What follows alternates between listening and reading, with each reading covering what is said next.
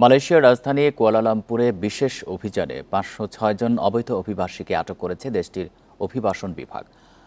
Bundle থাকলে প্রতি সেনমানিতে টাকা বাঁচবে। বিকাশ সেনমানি বান্ডেল কিনে জিতুন প্রতি লেনদেনে। আটককৃতদের মধ্যে ১৬৫ জন বাংলাদেশি নাগরিক রয়েছেন। এক প্রতিবেদনে এই তথ্য দিয়েছে মালয়েশিয়ার সংবাদ মাধ্যম নিউ স্টেট টাইমস। দেশটির অভিবাসন বিভাগ জানিয়েছে, বৃহস্পতিবার রাতে বেদান এমবি এলাকায় ৬টি আবাসিক ব্লকে অভিবাসন আইন লঙ্ঘনকারীদের ধরতে অভিযান চালানো হয়। ১৮৫ জন অভিবাসন কর্মকর্তা এই অভিযানে অংশ নেন। এ সময় দেশটিতে অবস্থানের কোনো বৈধ কাগজপত্র ওয়ার্ক পারমিট দেখাতে না পারায় ৪৪৮ জন পুরুষ ও ৫৮ জন নারীকে আটক করা হয়।